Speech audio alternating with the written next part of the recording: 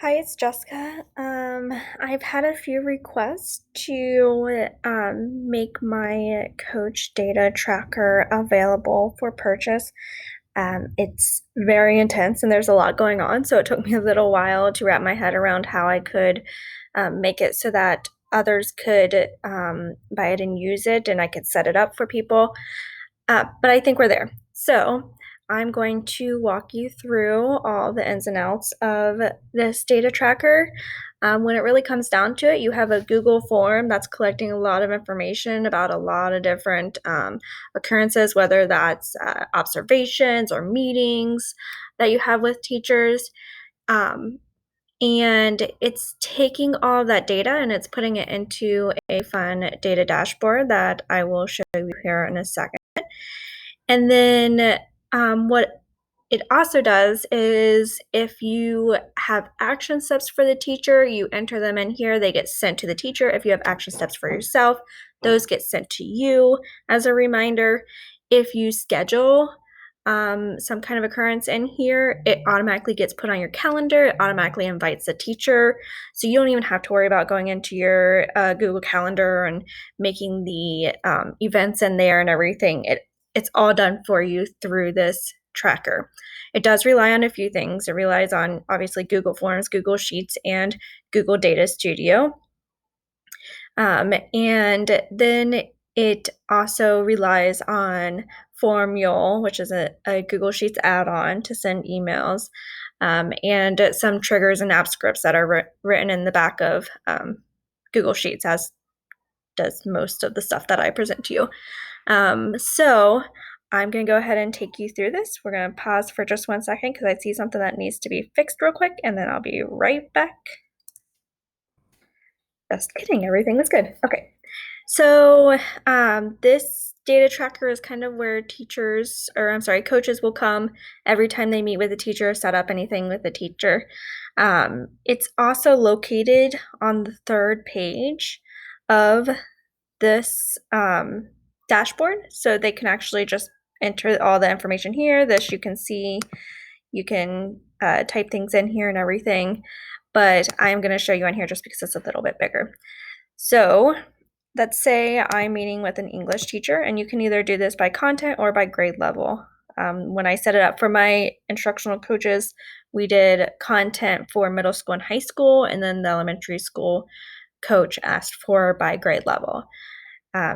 Typically, this would be a list of teachers' emails, so you can have teachers' emails and their co-teachers' emails on here and have it checkboxes so that you can add more than one teacher. If you're observing 2 teachers at one time, that works too.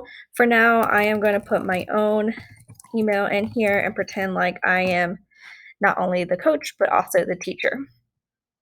Hit next. Okay, so type of occurrence. We have pre-conference, observation, provided resources, planning session, debrief, check-in, reschedule, cancel, no-show, note, schedule occurrence, or if there's anything else that you could possibly think of, you can put that in here as well. But I am going to go through these very quickly, just kind of bounce back and forth, and then we'll come back and pick one, and I can show you a little bit about what it's doing in the background. All right, so pre-conference is going to give you the date. You don't have to put anything in there if it's today. It's an extra step that you don't have to do. The bell, so you can do before school, after school, or any bell in between. Notes, action steps. So these are your action steps that come from the meeting. Those action steps get emailed to you directly, just as like a little pop-up reminder. Teacher next step. So this is going to be sent to the teacher. So it'll be sent an email that says something similar to, it was nice meeting with you today. Just as a reminder, here are your action steps, something similar to that. And then schedule next occurrence now. This button is on almost all of these different options, just because if you're in the middle of a meeting, I'm trying to cut out that extra step that involves you having to submit and then go back and schedule another occurrence and find the teacher's email on the list and everything. So you just hit yes and hit next, and it'll let you go ahead and schedule the next occurrence. And if you're scheduling an observation, maybe you want to go ahead and schedule a follow-up after that, you can add another after that. So it really takes care of all of those options so that you're not having to go back and resubmit each time. But I'm going to hop back a couple pages and look at observation. Observation, again, date, bell. You have option to write what class it is in here. Notes. This is great. It has a positive note to the teacher, so that's going to automatically send that positive note to the teacher.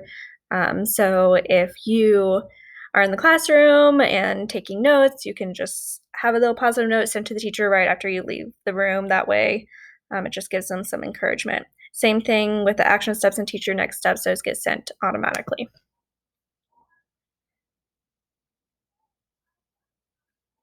Provided resource is going to be very similar as the pre-conference. This one, it just says description or email. You can just copy and paste whatever email you sent. I didn't set it up to automatically send emails through this, just because typically for my coaches, they're the coaches that I work with, they're not my coaches. They have lots of links and everything in there. I just felt like it would be a little bit too tedious to have to write all of that in Google Forms, but I can set it up so that it automatically sends the email through here instead of you copying and pasting the email. Planning session, debrief, check-in, those are all very similar to pre-conference in that they have dates, bells, etc. Reschedule, cancel, no-show. You have the option to determine whether it was due to a conflict on your end, teacher's end without reschedule. Teacher confirmed but did not show, teacher did not confirm and did not show, notes, action steps, teacher's next steps, and whether or not you want to go ahead and schedule that next occurrence. Note is just going to be very similar to the other ones that you've seen where it just has note, action step, teacher next steps, and it's going to be the same for your other category as well. And then you also have the option to go ahead and just schedule an occurrence. So I'm going to do observations so you can see the emails that come through there. Let's say I observed today during third bell, the class was Algebra 1. We're going to just type some random letters in there. Positive note to teacher, everything was amazing. Action steps, do this and this. Teacher next steps, don't forget we are meeting again tomorrow. Something like that. I'm going to click submit. And then I'm going to go in and I'm also going to submit or schedule an occurrence. So that way you can see that it pops up on my Google Calendar. Whoops.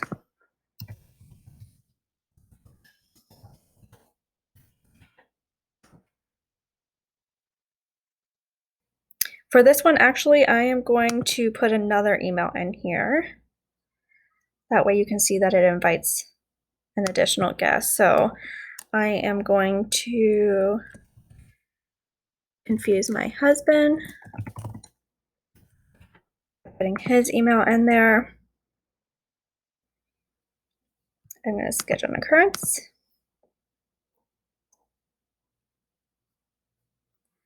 I want the date to be next week on the 26th at 2:30 p.m., not a.m. Bell 5. It's going to be a planning session. Notes, I don't really need to put any notes in there. Add another, no, next. And it's going to ask me to submit it. Click submit. And I'm going to pause just 1 second as I bring up the email so you can't see all my emails, and then we'll be right back. All right, so we have the observation notes email here. So this is a positive note to the teacher. So it says, thank you for letting me visit your classroom, and then whatever you typed in that box. So I typed everything was amazing. Then you have the next steps. So as a reminder, here are the next steps from our most recent coaching session. Don't forget we are meeting again tomorrow. Again, this is what I typed in the box.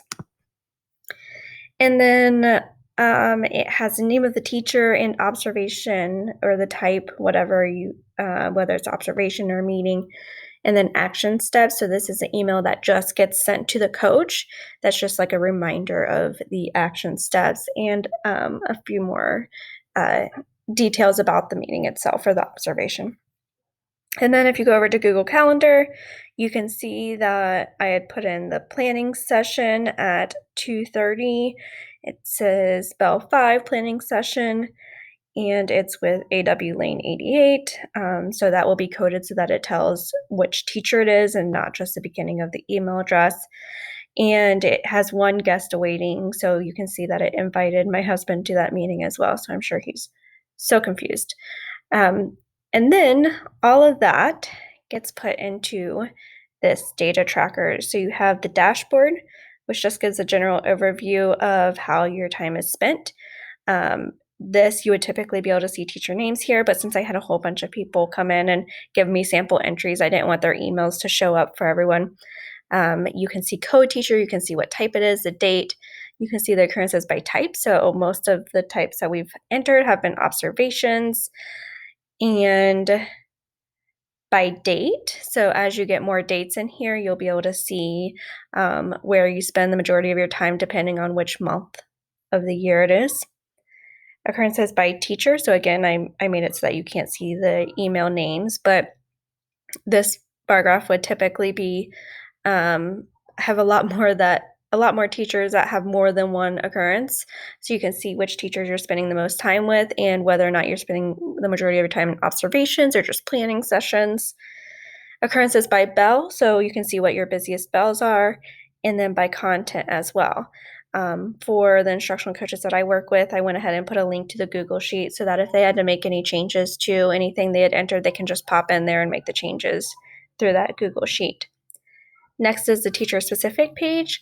I already made this so that it's only showing my entries, but typically, again, you would have your list of teachers here, and you click on a teacher or a co-teacher, and you can see the pre-conference notes.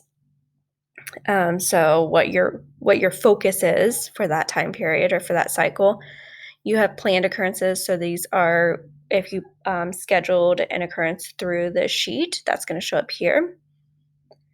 All occurrences, so that's how you've spent your time with them, with the notes, action steps, everything there, and then occurrences by date. So for my sample teacher, I had two pre-conferences, strange, and then an observation and provided a resource, and then another observation with a planning session, and then a note, and that I just jotted down, and then a reschedule, cancel, no show. And then again, of course, on the third page, you can just come in here and add another entry if you like. So you don't even have to go to the Google form itself. So yeah, that's pretty much it. It's pretty intense and there's a lot going on here. But it's all customizable, which is really great. The other great thing about doing this all on Google is that you pay me to set it up, but then you're good to go. You don't need to worry about paying an additional fee next year or anything like that. It's just a one-time fee. So yeah, if you have any questions or feedback or anything like that, please let me know. Otherwise, enjoy.